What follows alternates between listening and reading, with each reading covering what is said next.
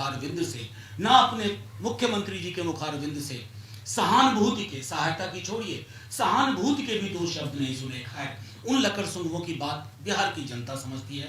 बिहार की जनता ने खास करके कोरोना लॉकडाउन में बहुत दर्द सहा है। अब मैं कुछ चीजें, और वो दर्द लोगों के जहन से गया नहीं है। मैं कल ही कल्याणपुर में था। हर व्यक्ति उस छवि को लेकर आज भी डरा हुआ है, क्योंकि बिहार की पीड़ा पूरे देश ने देखी। दुख की बात यह है कि देश के आला अधिकारी, देश के प्रधानमंत्री जी, मंत्रीगण और हमारे बिहार के मुख्यमंत्री जी तो यहाँ तक चले गए कि उन्होंने ये कहना शुरू कर दिया साफ शब्दों में कि किसी को आने नहीं देंगे या कि लूटपाट मचाएंगे। खैर, इन जो समाज में उस तरह की विकृतियां लकर समूहों के रूप में आई, उसको मैं किनारे करता हूँ।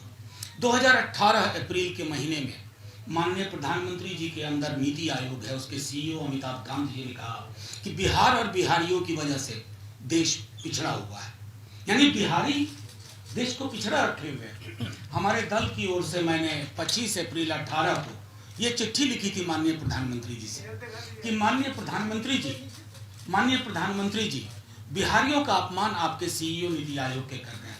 अरे, बिहार ने इस देश की दशा बदली है, इसको नई दिशा दी है। इस देश को सर्वोपरि पहुंचाने में बिहार का खून और पसीना है। सिर्फ वही लोग खून पसीने को नहीं समझ सकते जिनको खून पसीने की कमाई से कोई मतलब नहीं है, जो खून पसीना नहीं देखते, जो पूंजी की गिरफ्त में, पूरी तरह पूंजी की गिरफ्त में है, पूंजी के सरोकार में है, और जिनका सिर्फ काम है कि बड़ी पूंजी वाले जो कहे वो करके दिखाया जाए। अब मैं एक और चीज, दो तीन चीज कह करके पवन भाई को कहूंगा। प्रधानमंत्री जी ने छठ मैया का कहा कि छठ पूजा तक राशन मुफ्त मिलेगा, जो कि पहले की घोषणा थी। छठ के बाद गरीब को भूख नहीं लगेगी, छठ के बाद बिहारी माँ बहन परिवार को राशन नहीं चाहिए। और छठ एक ऐसा पर्व है जिसमें हम सब बचपन से सुनते हैं, इंसान को सच बोलना चाहिए। छठ मैया झूठ बर्दाश्त नहीं करती है, छठ मैया फरेब बर्दाश्त नहीं करती है। प्रधानमंत्री जी, आप 2015 में आए थे, आपने 33 घोटालों की लिस्ट नीतीश कुमार जी की गिनाई थी, उसमें 27 और जुड़ गए। या तो आपको विस्मरण हो गया, आप एमनेसिया के शिकार हो गए, सब कुछ भूल गए एकदम, या नहीं तो कहिए कि तब आप गलत कह रहे थे, या अब आप गलत कह रहे हैं। मैं सिर्फ इतना कहना चाहता हूं कि आज उन्होंने एक बात और कही कि कर्पूरी ठाकुर जी, संभवतः उनके स्क्रिप्ट राइटर ने नहीं बताया होगा, कर्पूरी जी, जननायक कर्पूरी ठाकुर की सरकार कैसे गई, किसने गिराई, ये बिहार का बच्चा और चप्पा जानता है कौन वो लोग थे। मैं सिर्फ 2-3 चीज कह करके खत्म करूंगा।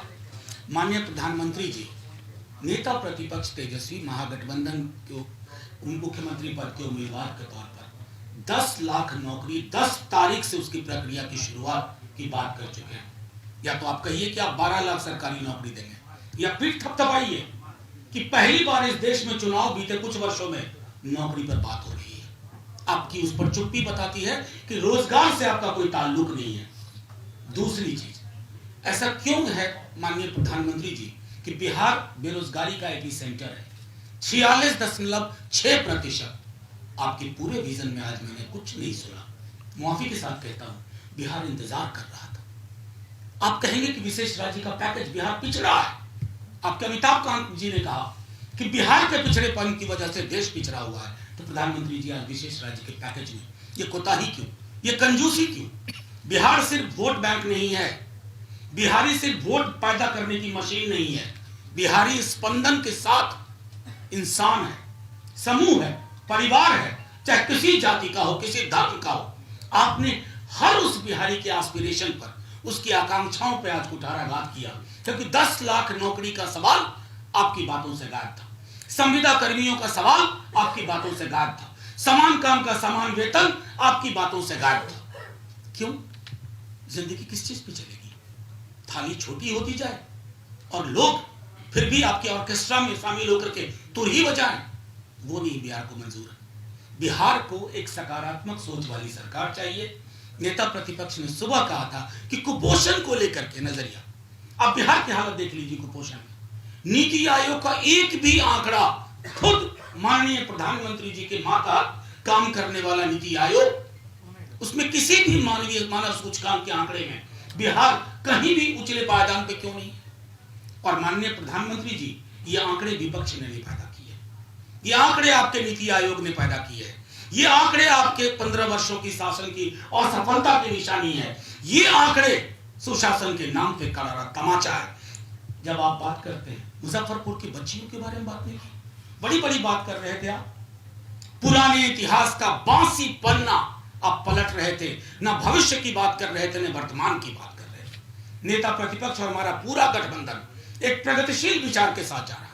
हम रोजगार की बात कर रहे हैं, संविदा कर्मियों के जीवन सुधारने की बात कर रहे हैं, गांव और शहर के फर्क को मिटाने की कोशिश कर रहे हैं, अस्पताल के सामने कोई अंडर सेक्रेटरी दम ना तोड़ दे उसकी बात कर रहे हैं। लेकिन आप क्या बात कर रहे हैं? पुराने इतिहास का बासी पन्ना जो बिहार कतई लेने को तैयार नहीं है। मैं आखिरी टिप्पणी यही करके खत्म करूंगा कि माननीय प्रधानमंत्री जी, आपके आने से पूर्व कुछ विभागों पे यहाँ इनकम टैक्स का रेट होगा। माननीय प्रधानमंत्री जी, आप ये भी जान लीजिए कि जिन घोटालों का जिक्र आप 15 में करके गए थे, उसमें बहुत सारे घोटाले जुड़े हैं।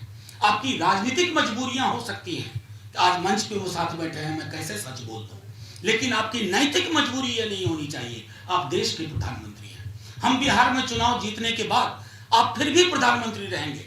नेता प्रतिपक्ष मुख्यमंत्री बनने के बाद आपके पास ज्ञापन लेके जाएंगे विशेष राज्य का दर्जा का, और अगर विशेष राज्य के दर्जे को आपने नहीं माना, आपकी सरकार ने वही हठधर्मिता दिखाई, तो मैं आज दावे के साथ अब तमाम मीडिया वालों के समक्ष कह रहा हूं जो कि नेता प्रतिपक्ष कह चुके थे, आमरण अनशन पे बैठेंगे, क्योंकि बिहार कटोरी लेके विशेष राज्य का खैरात नहीं मांग रहा है। बिहार को हक चाहिए, इस मुल्क के बनने में, उसकी बनावट में बिहार का योगदान है। अब केंद्र का काम है कि बिहार की बनावट को आगे ले जाने के लिए आप विशेष राज्य का दर्जा दीजिए। हाँ, 3 तारीख को जब आप वापस आइए माननीय प्रधानमंत्री जी, हम राजनीतिक रूप से विरोधी हैं, लेकिन मैं आग्रह करूंगा प्रधानमंत्री जी, संघ सहकारी संघवाद जब आप कहते हैं, कल को हमारी सरकार बनेगी, ये शत्रुता की जुबान नहीं होनी चाहिए, प्रतिस्पर्धी की जुबान हो जाए।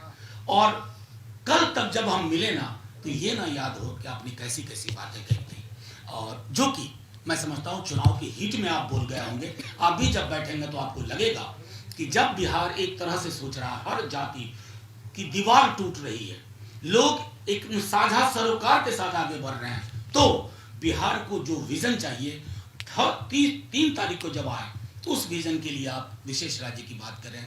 10 लाख नौकरी के लिए आप पीठ थपथपा दें कि हाँ, नौकरी पे बात हो रही है, संविदा कर्मियों पे बात हो रही है, समान काम समान वेतन पे बात हो रही है, बिजली के दरों को कम करने पे बात हो रही है, पुरानी पेंशन योजना को पुनः बहाल करने की बात हो रही है।